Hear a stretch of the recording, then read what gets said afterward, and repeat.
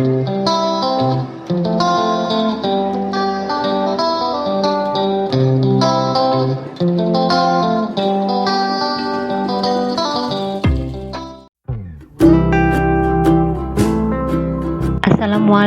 warahmatullahi wabarakatuh. Salam sejahtera untuk kita semuanya. Semoga kita dalam keadaan sehat walafiat. Kembali lagi dengan mata pelajaran Geografi kelas 11.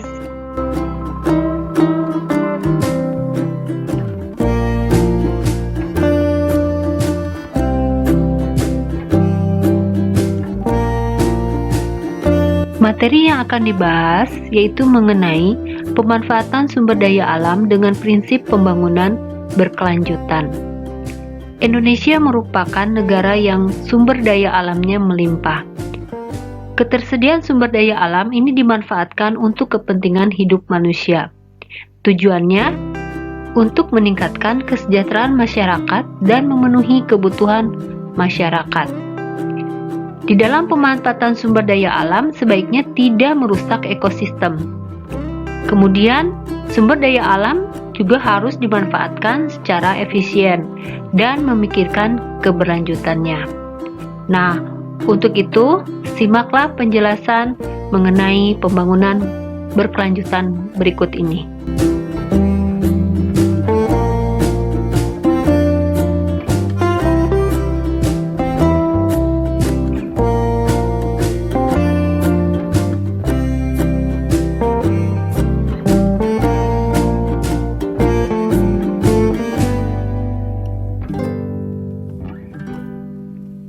Apa itu pembangunan berkelanjutan?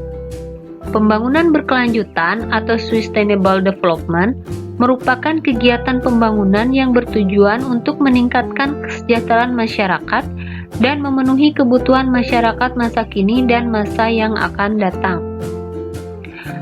Maksudnya, proses pembangunan yang berprinsip untuk memenuhi kebutuhan sekarang tanpa mengorbankan pemenuhan kebutuhan generasi masa depan. Jadi salah satu faktor yang harus dihadapi dalam pembangunan berkelanjutan yaitu bagaimana pemanfaatan sumber daya alam sehingga bisa dinikmati oleh generasi sekarang dan generasi yang akan datang. Ya, contohnya dalam kegiatan pembangunan berkelanjutan menggunakan sumber daya alam dengan baik ya, dengan efisien dan efektif, tidak ada pemborosan misalnya. Kemudian kegiatan pembangunan yang tidak menimbulkan dampak lingkungan ya, misalnya pembukaan lahan untuk jalan, untuk jembatan, tidak sampai merusak lingkungan yang ada misalnya ya. Kemudian contoh yang lainnya dapat meningkatkan nilai guna sumber daya alam. Nah, sekarang prinsip dasar, jadi prinsip yang mendasari kegiatan pembangunan berkelanjutan. Jadi kenapa sih harus ada pembangunan berkelanjutan? Nah, ini ada prinsip dasarnya. Prinsip dasarnya itu ada 4. Yang pertama, bahwa proses pembangunan itu seharusnya dilakukan secara berlanjut, terus-menerus dan ditopang oleh sumber daya alam, kualitas lingkungan serta manusia yang berkembang secara berlanjut. Ya, jadi pembangunan harus terus berlanjut ya, diimbangi dengan kualitas lingkungan, sumber daya alam yang memadai. Kemudian yang kedua, sumber daya alam terutama udara, air dan tanah memiliki ambang batas. Nah, jadi bagaimana supaya kualitas udara, air, dan tanah ini terjaga dengan baik dan bisa dinikmati dari generasi sekarang sampai generasi berikutnya. Makanya itu diperlukan pembangunan berkelanjutan. Yang ketiga, kualitas lingkungan berkaitan langsung dengan kualitas hidup. Maksudnya semakin baik kualitas lingkungan, semakin positif pengaruhnya terhadap kualitas hidup. Yang keempat yang mendasari bahwa harus dilakukan pembangunan berkelanjutan, yaitu kegiatan pembangunan berkelanjutan memungkinkan generasi sekarang ya meningkatkan kesejahteraannya. Maksudnya pembangunan itu harus memenuhi kebutuhan masa kini tanpa mengurangi kesejahteraan masa yang akan datang. Jadi kesejahteraan masa kini, kesejahteraan generasi sekarang itu ditingkatkan tanpa mengurangi kesejahteraan generasi masa depan.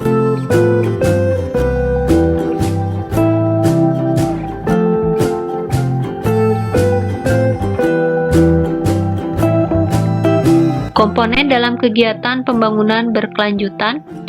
Jadi ada beberapa komponen yang harus diperhatikan dalam strategi kegiatan pembangunan berkelanjutan. Yang pertama yaitu pemerataan. Jadi yang dimaksud dengan pemerataan ini konsep yang relatif ya, dan tidak secara langsung dapat diukur. Yang termasuk pada pemerataan misalnya meratanya distribusi sumber daya lahan dan faktor produksi, kemudian meratanya peran serta kesempatan perempuan, dan meratanya kesejahteraan ekonomi masyarakat. Nah, untuk pembangunan berkelanjutan ini sebaiknya berorientasi pada pemerataan dan keadilan sosial. Yang kedua, keanekaragaman. Kegiatan pembangunan yang dilakukan itu harus menghargai keanekaragaman hayati dan budaya. Jadi keanekaragaman hayati ini fungsinya sebagai dasar keseimbangan ekosistem. Sedangkan keanekaragaman budaya ini akan mendorong tindakan pemerataan oleh masyarakat untuk meningkatkan pengetahuan dan tradisi dalam mengolah sumber daya alam. Mungkin kalian pernah dengan istilah kearifan lokal, ya, kearifan lokal di mana mengelola atau mengolah atau memanfaatkan sumber daya alam sesuai dengan budaya yang ada. Yang ketiga, keterkaitan antara manusia dengan alam dan jangka panjang. Nah, di sini pembangunan berkelanjutan itu berorientasi pada keterkaitan antara manusia dan alam, di mana manusia ini mempengaruhi alam dengan cara memanfaatkannya atau merusaknya, dan manusia juga itu cenderung lebih menilai kebutuhan masa kini dibandingkan masa yang akan datang, sehingga akibatnya apa? Masyarakat akan mengeksploitasi, akan mengambil sumber daya alam secara besar-besaran tanpa mempertimbangkan kebutuhan masa depan. Nah, oleh karena itu diperlukanlah prinsip berkepanjangan dalam mengelola sumber daya alam.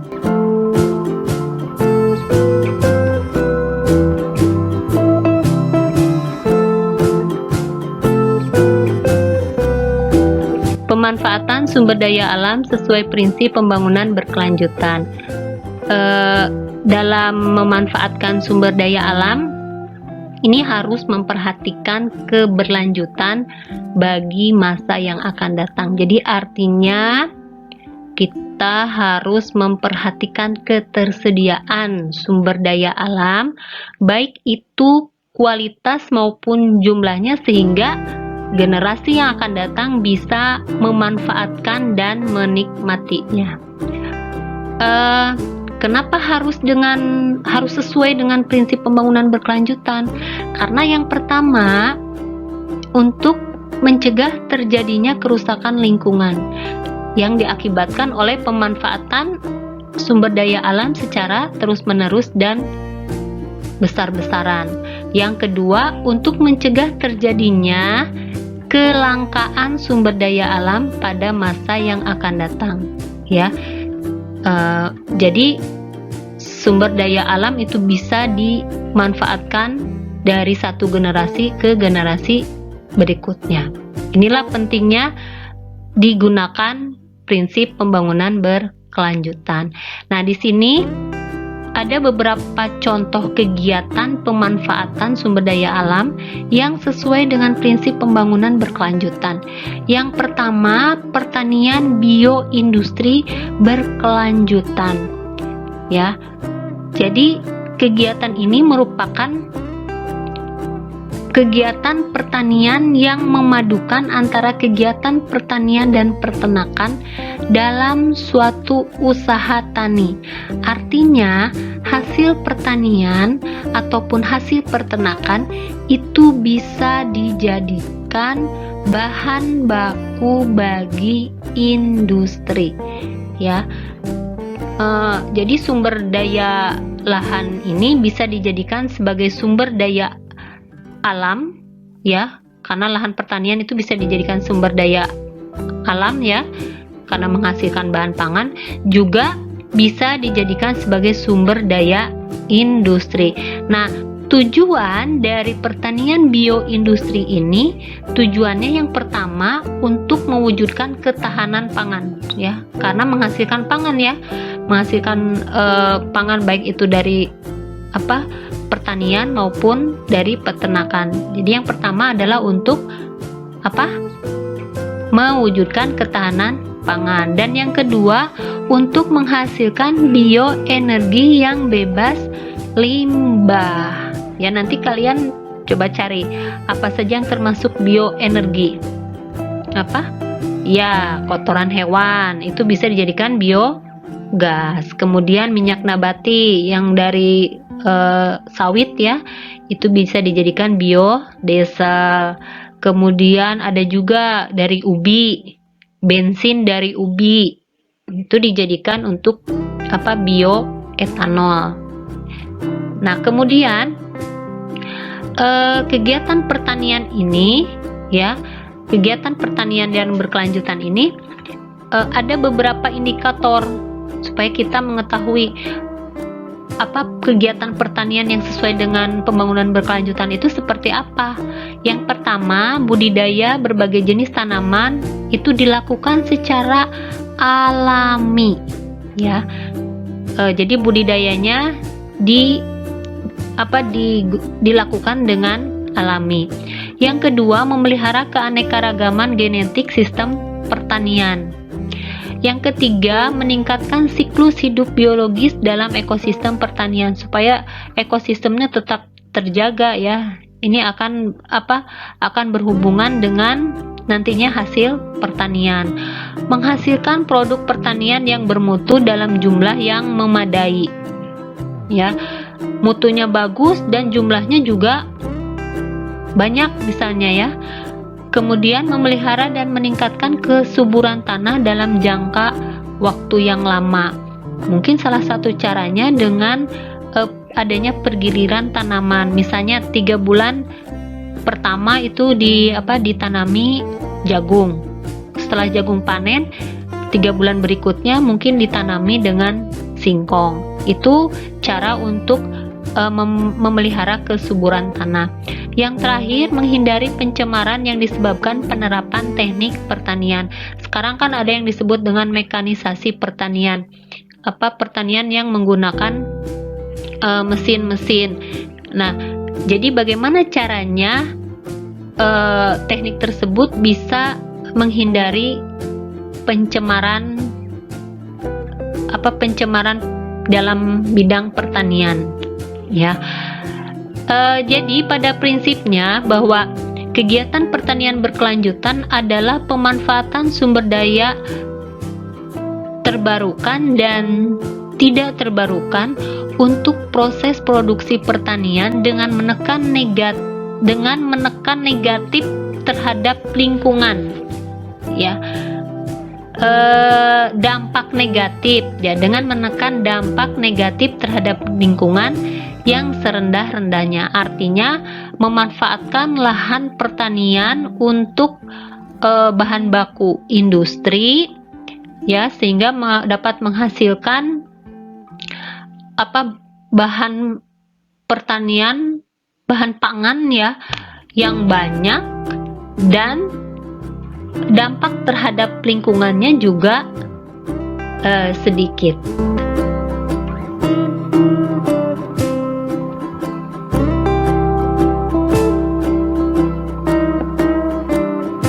Contoh yang kedua dalam kegiatan pemanfaatan sumber daya alam yang sesuai dengan pembangunan berkelanjutan yaitu pertambangan berkelanjutan.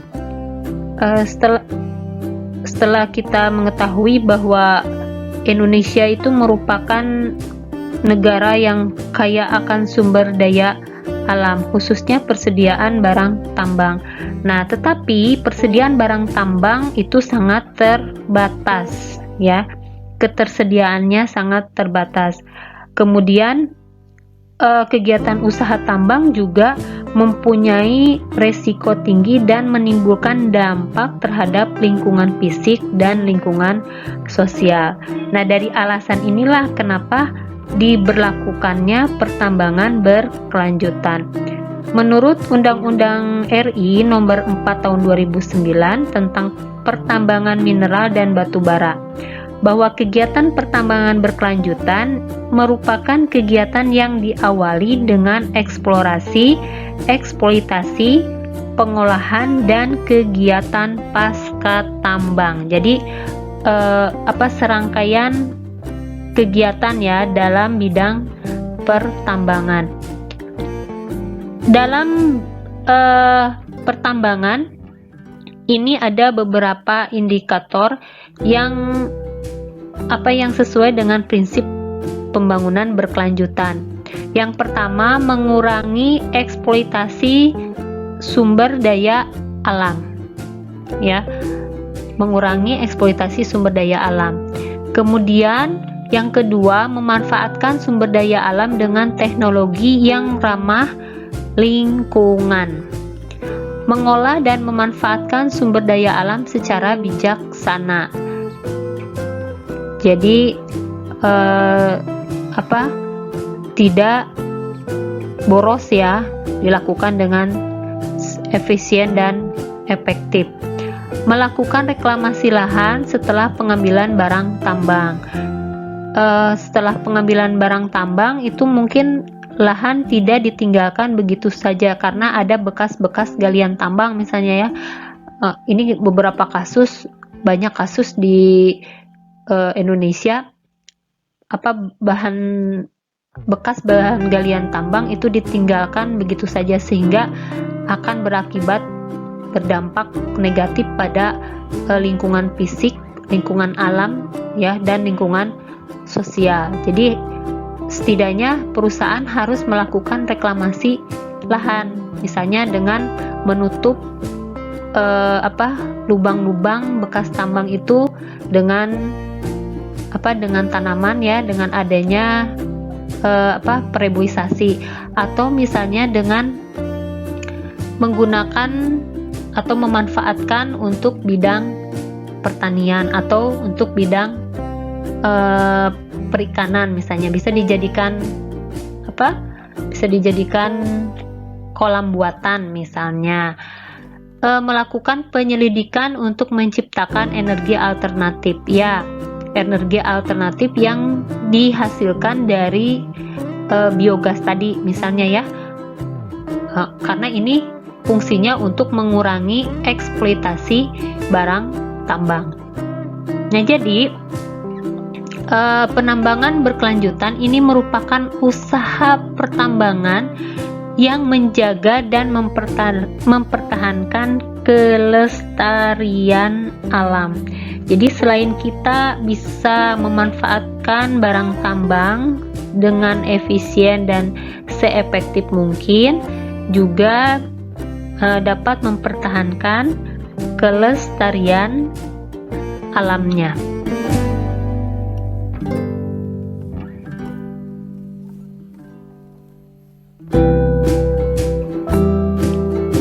Contoh kegiatan selanjutnya adalah industri berkelanjutan. Industri ini merupakan kegiatan yang mengolah bahan mentah atau bahan baku menjadi barang setengah jadi atau barang jadi. Kegiatan industri memanfaatkan sumber daya alam sebagai bahan bakunya. Sekarang pola hidup masyarakat semakin konsumtif ya, dan hal ini mempengaruhi perkembangan sektor industri, terutama industri yang memanfaatkan sumber daya alam tidak terbarukan. Akibatnya persediaan sumber daya alam ini akan mengalami penurunan dari jumlahnya. Jadi apabila tidak ada pengendalian produksi, terus diproduksi, terus diambil untuk bahan baku industri, nanti sumber daya alam tertentu akan habis.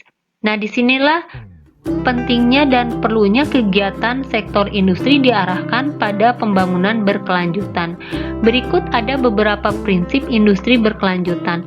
Yang pertama, menggunakan sumber daya alam secara bijaksana, menjamin kualitas hidup masyarakat, menjaga kelangsungan hidup ekologi sistem alami, dan meminimalisasi polusi. Kegiatan industri ini merupakan kegiatan ekonomi yang menopang kesejahteraan masyarakat. Banyak masyarakat yang terbantukan dengan adanya industri. Mereka mempunyai pendapatan, yang mempunyai penghasilan dari adanya kegiatan industri. Tapi di sisi lain, industri juga dapat berdampak pada lingkungan. Nah, oleh karena itu diperlukan upaya untuk agar kegiatan industri tidak merusak lingkungan. Upaya tersebut dilakukan melalui kegiatan industri berkelanjutan. Intinya bahwa industri berkelanjutan merupakan kegiatan yang mengembangkan proses produksi dengan menekan penggunaan sumber daya yang lebih efektif dan efisien, sehingga dapat terciptanya kelestarian lingkungan dan memberi manfaat yang besar bagi masyarakat.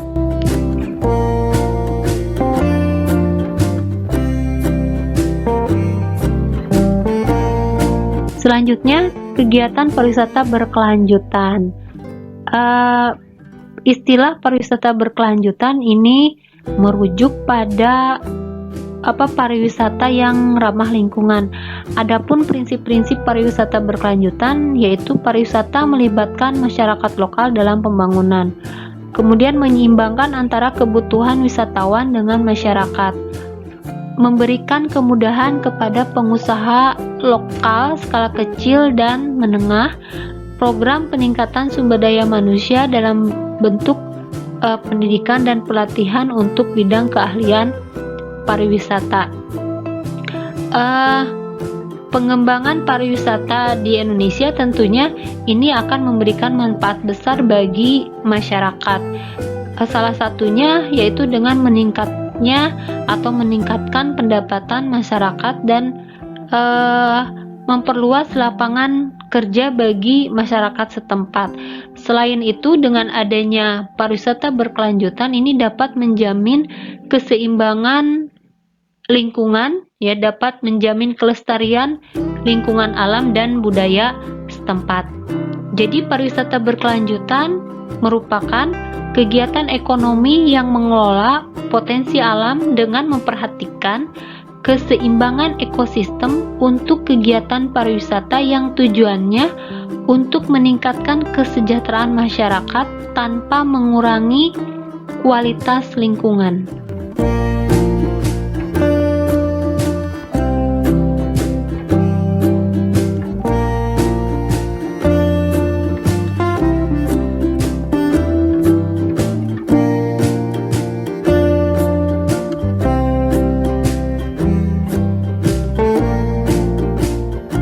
Selanjutnya, prinsip pengolahan sumber daya alam strategis. Sekarang bagaimana cara pengolahan sumber daya alam secara bijak? Ya, pengolahan sumber daya alam ini hendaknya menerapkan sistem berwawasan lingkungan dan berkelanjutan. Apa sih pembangunan berwawasan lingkungan? Nah, di sini sudah dituliskan ya. Pembangunan berwawasan lingkungan adalah upaya sadar dan terencana dengan menggunakan dan mengolah sumber daya alam secara bijaksana dalam pembangunan yang terencana dan berkesinambungan. Tujuannya adalah untuk meningkatkan mutu hidup manusia. Jadi pembangunan berwawasan lingkungan artinya mengelola sumber daya alam dengan memperhatikan faktor lingkungan. Kemudian berkelanjutan ini adalah mengambil sumber daya alam tanpa mengurangi kemampuannya. Jadi tanpa mengurangi kemampuan sumber daya alam bagi generasi yang akan datang. Pembangunan berkelanjutan dan berwawasan lingkungan artinya pengelolaan sumber daya alam secara terencana, bijaksana, dan bertanggung jawab. Berikut beberapa kegiatan yang menunjukkan prinsip pembangunan berkelanjutan dan berwawasan lingkungan.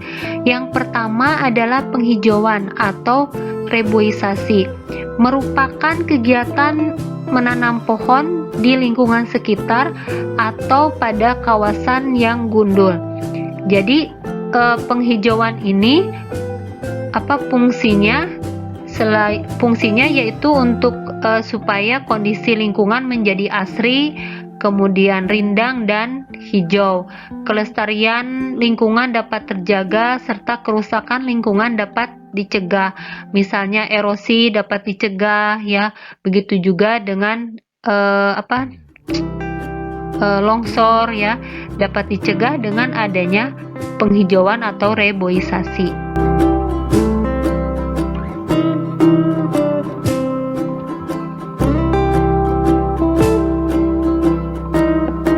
Selanjutnya, kegiatan pengembangan daerah aliran sungai atau DAS.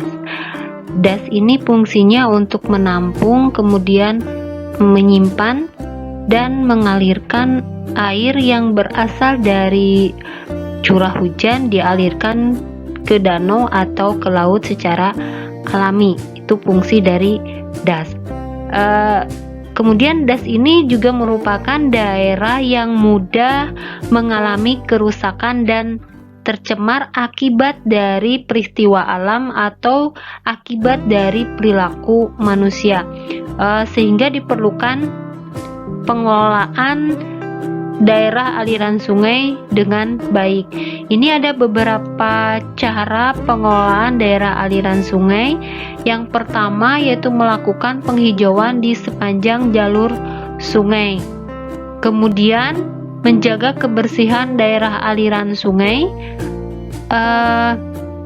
dengan tidak membuang sampah dan limbah ke sungai. Melakukan pengerukan sedimentasi secara rutin, yaitu untuk menghindari pendangkalan sungai, dan membuat bendungan-bendungan dan saluran irigasi yang teratur. Ini fungsinya supaya pada saat musim hujan datang ya akan terhindar dari banjir. Yang selanjutnya kegiatannya yaitu kegiatan pengelolaan limbah dan sampah. Limbah ini dapat berbentuk padat ataupun cair dan juga bisa berasal dari rumah tangga, kemudian industri ataupun pabrik. Nah, limbah cair ini bisa masuk ke tanah sehingga menyebabkan pencemaran air tanah. Kemudian ada juga limbah yang dibuang ke sungai sehingga daerah yang tercemar akan semakin luas ya. Limbah cair juga dapat menimbulkan berbagai masalah seperti misalnya menularkan bibit penyakit, kemudian mengganggu keindahan lingkungan di sekitarnya, mengganggu kehidupan dan mematikan makhluk hidup yang ada di dalam air, serta mempercepat pengaratan benda-benda yang terbuat dari besi. Di sini ada beberapa upaya-upaya untuk mengatasi masalah pencemaran limbah cair. Yang pertama yaitu membuat pengolahan air limbah atau PAL. Ya, jadi sebelum limbah itu dialirkan ke sungai, ya, harus membuat instalasi pengolahan air limbah. Artinya untuk menetralisir zat-zat berbahaya dari limbah tersebut. Kemudian yang kedua, membangun kawasan industri yang jauh dari pemukiman penduduk supaya air tanah ya, air sumur tidak tercemar oleh limbah dari industri. Membangun kawasan industri yang jauh dari sumber air minum penduduk. Mengolah sampah dengan 3 R. R itu apa? Reuse, reduce, dan recycle. Reuse ini memakai kembali ya, memakai kembali barang-barang yang sudah tidak terpakai. Misalnya kotak biskuit ya, kotak biskuit itu bisa dijadikan untuk tempat makanan, tempat kerupuk misalnya. Itu reuse, menggunakan kembali. Ada juga yang disebut dengan reduce. Reduce ini adalah mengurangi barang, mengurangi pemakaian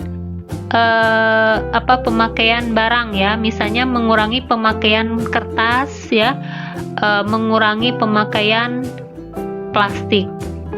Ada juga yang disebut dengan recycle. Recycle itu adalah daur ulang ya, misalnya air kemasan itu didaur ulang menjadi pot atau menjadi barang-barang kerajinan yang mempunyai nilai yang ekonomis, misalnya ya, nilai guna. Kemudian pengolahan limbah dan sungai berikutnya adalah menetralisir limbah cair beracun dan mencegah agar saluran limbah tidak bocor.